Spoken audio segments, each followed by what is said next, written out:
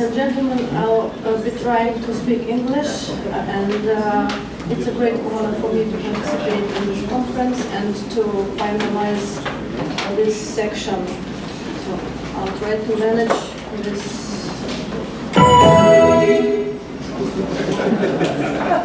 What should I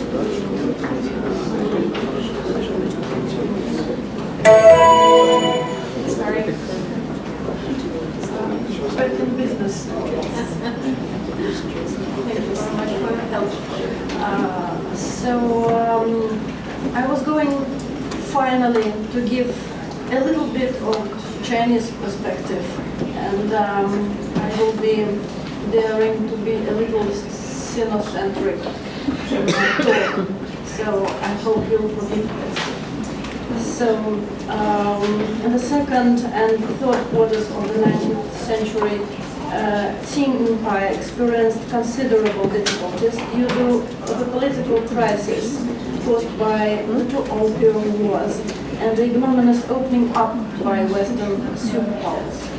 Confrontation over Ryukyu Islands and Taiwan, Taiping Rebellion, and non-Han people's uprisings added up to the empire's problems. Bewildered victim of European colonizers' incursions ruled by the enfeebled Qing Dynasty, China was in need of inner strength and resolve, as well as external resources to maintain and restore its power over the vast territories of modern Xinjiang Uyghur Autonomous Region, lost as a result of very famous Uyghur and Dungan liberation movement in 1864, 1878. I'll try to switch it. So let's try to understand why the Qing Empire decided to regain control over Chungaria and Kashgaria, eastern Turkestan, lost almost 15 years previously in spite of the seemingly unfavorable political and economic situation, because existence of China within its modern borders is a direct result of Qing military enterprises of the time. First, Emperor Tianlong created some truly spectacular conquests in Xiyue. Then later, generals Zheng Guofan, Zhou Zongtang, and Li Hongzhang did much to defend their country during the devastating 1860s and 1870s. and restored the lost territorial acquisition of Tianlong. It was Zhou Tang who did it.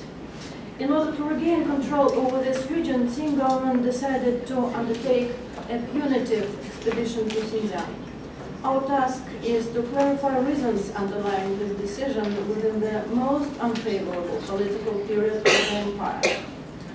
In order to better understand the topic in question, we will have to take a briefest look at so-called Western lands, CUE, in political thinking of Chinese empires through the ages.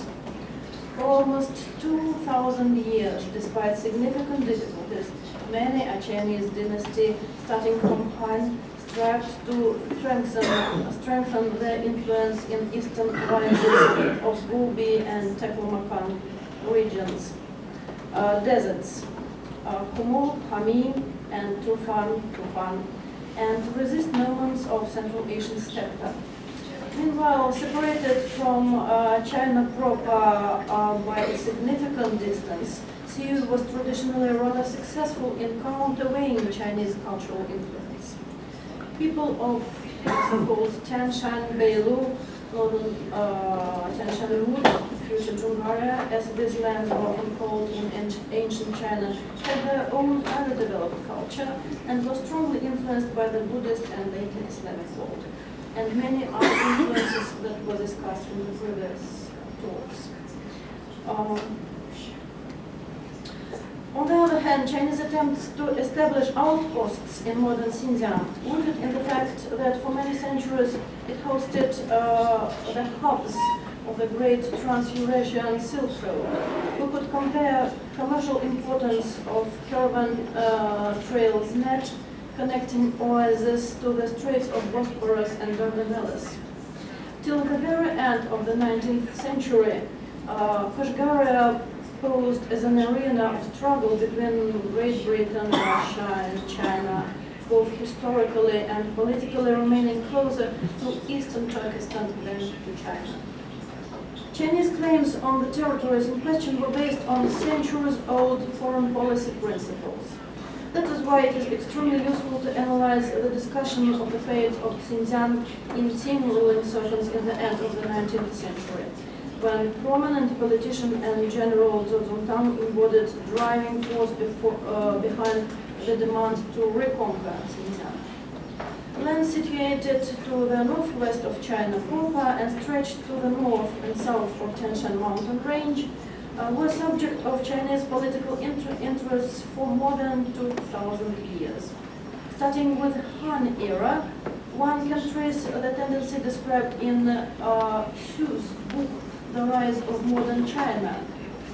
CUE had never been an integral part of China, remaining a frontier land, which China tried to dominate when strong and inevitably lost when weak. Even in Han times, there was no agreement on the need for military expedition to such a remote land, which returned so small a profit. Thus, Ban Guang wrote in Hanshu that even Emperor Wu, who organized expeditions to Fergana, Lavang, and unleashed wars against Sun, considered that CUE had not yielded any profit, and abandoning it would cause no harm.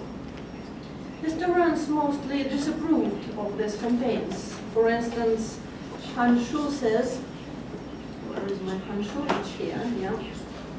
Han Shu says, ancient monarchs were mostly concerned about the state of the inner lands rather than the outer ones.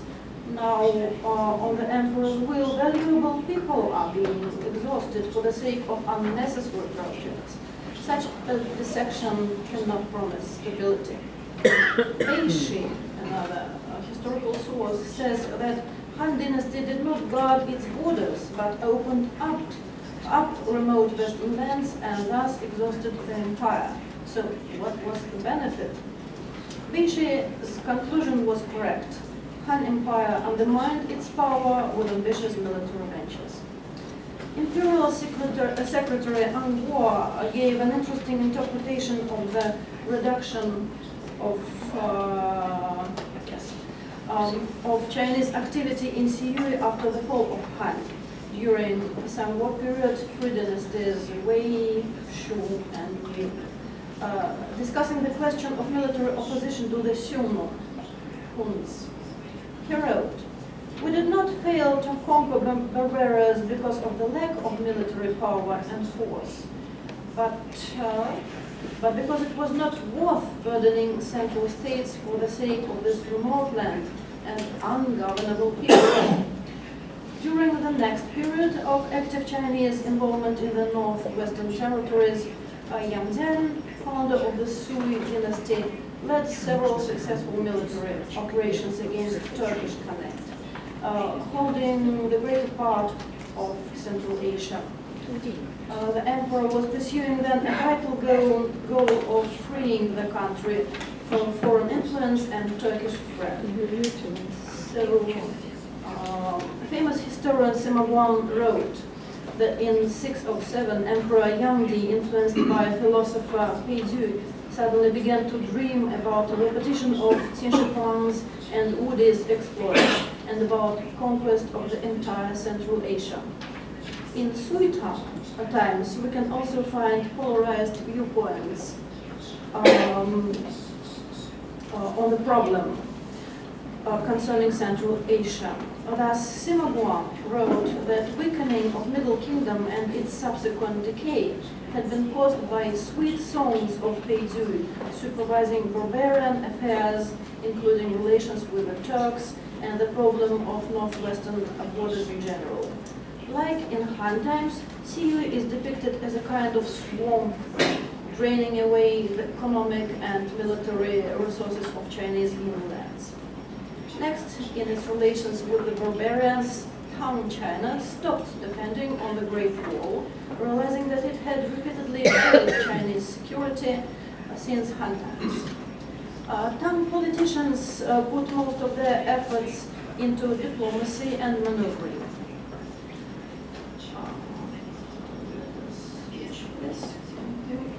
After 640, Tang's expansion in every direction reached an unprecedented level. In 647, it was launched a successful expedition to eastern Turkestan, and after 10 years, Tang troops led by Sudingfang destroyed western Turkish Khanate. Let us quote general estimate of Chinese relations with the western lands meant in the Qing period source Qingding Huangyu Xiyu Tuji, written under Qing Emperor Qianlong. And you can read it on the screen. So he wrote that Zhang Tian of Han only once managed to walk the lands of Xiyu, though the Tang established positions such as commander-in-chief and founded protectorates. This functioned mainly in the name only. When the Eastern Turkish Khanate bordering on the Tang state came to an end, China, as a result of external activities, not only strengthened its position, but also came closer to its own goal of controlling the transfer points of the Silk Road. While interpreting Chinese and Manchu historical writings, we should take into consideration ambitions of their compilers. They were eager to praise Emperor Qianlong's achievements in contrast of those of previous conquerors and previous emperors. Nevertheless, the general truth of the quotation is true. Periods of Chinese rule over some Siyue regions were short, and the occupation itself was not particularly stable. History of the Celestial Empire's relations with Siyue lands before Qing Dynasty is one of a fractured and costly series of attempts to establish, maintain, and strengthen Chinese influence in a number of outposts along caravan routes in order to provide security for Chinese embassies and trade missions. Before Qing Dynasty, contacts with Western lands did not result in a real control and colonization of Jungara and Eastern Turkestan. They were aimed at seeking allies against the nomadic empire of Sunu in Han times, against the Turks during Sui Dynasty, and against Tibet in Tang times. Relations with states and peoples of CU formed from power standpoint, and power did not always lie with China. It is for this reason that praise of Chinese military success found in some historical writings had the goal of further encouragement, which finally succeeded in late Qing times. History of relations between Jungaria and Eastern Turkestan and Manchu Qing Empire usually attracts much closer attention than that of the earlier times, because in Qing times the territories were finally conquered and transformed into Xinjiang province. Compilers of Qing Ding, Huangyu, Xiu, Fuji were right. No other dynasty achieved that. There were three most important periods of Chinese involvement with the northwestern lands during the Qing Dynasty. Emperor Kangxi's war against Khan Gaodan Wushuklu Khan, during the time that is written there, outward expansion under Emperor Tianlong, and the restoration of Qing supremacy in northwestern lands in the 1870s, after suppression of Dungan and Uyghurs rebellions and destruction of Kashgaria. And the Uyghur state headed by Yusuf Bek, which was followed by administrative incorporation of Jungaria and Eastern Turkestan in China proper. Qing documents explain the motive behind expansion quite traditionally. One of Qianlong's edicts in 1762 on the purpose of military action in Turkestan says that military expeditions of the emperors Kangxi and Yunzheng were caused by frequent Oirat Zhongyarans attacks on Khalkha and Tibet. Assuming that Khalkha and Tibet's security seemed inseparable from the security of China proper, it's likely that securing boundaries by incorporating unruly states and people would sound as a strong rhetoric, but in reality turned external problems into internal ones. Exactly this happened in the 19th century when Muslim rebellions broke out.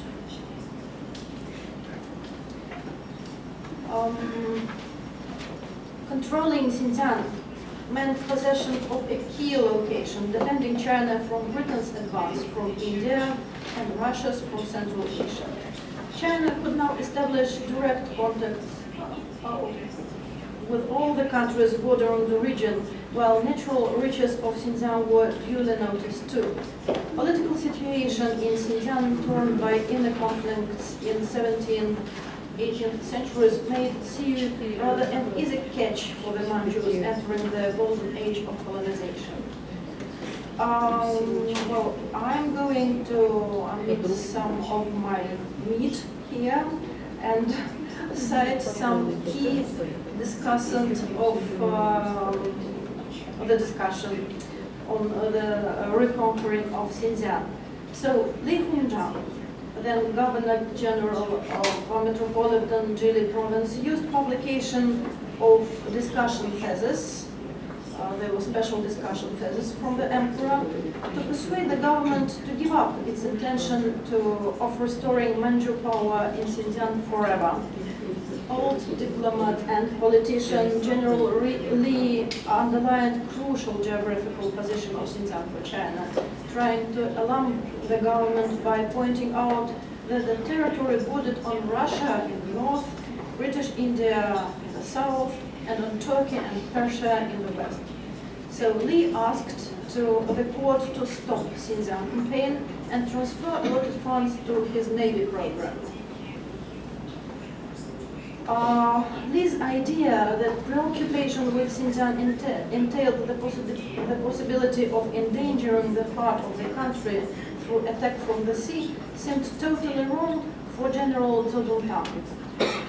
Zhou reminded that coastal war was not in question at that time, while Xinjiang was mired in hostilities. Zhou considered that if China had allowed the Muslims to establish semi-independent states in Xinjiang, Russia subsequently might have been able to annex them easily.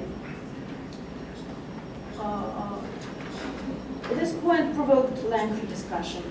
Li was adamant, and he was sure that the government would not be able to hold the region for long. Zhou, on the other hand, was sure that due to the obvious advantages of the mountain line of defense along the western borders of Xinjiang, its control would guard China from any northwestern invasion. So, omitting some contents again, let us finalize.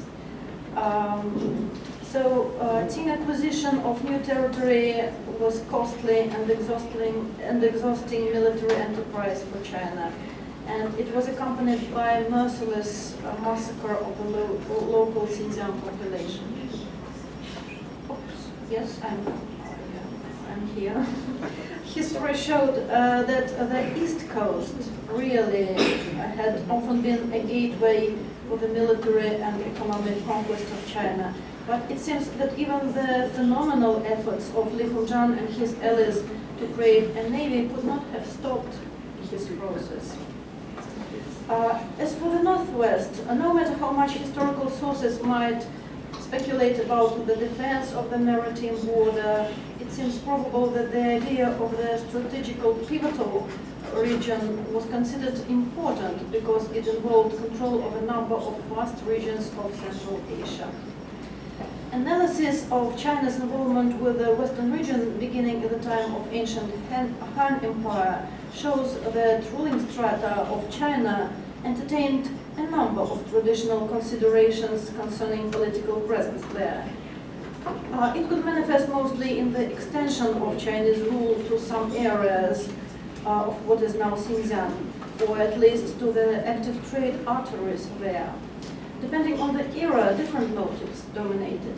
Trade along Silk Road, the need to ensure security of China proper, strive to oppose Turkish Khanate, or at last, understanding of region's strategic role of this pivotal region of Central Asia, bordering on virtually every country of significance for China in the area. Control over Xinjiang meant holding the key strategic positions defending China from the potential advance of both Britain and Russia. So China's relations with CUs through the ages present no opportunity to determine one and only general political status of the Western lands in Chinese ideology and historiography. Since Han times, there had been no common opinion on the practicability of the CU for the mainland. But history and politics are not always about straightforward usefulness. Our example shows how, despite unfavorable political situation, sad historical lessons and honest historians' doubts, Chinese rulers favored an accomplished expedition to the CU. Thank you for your attention.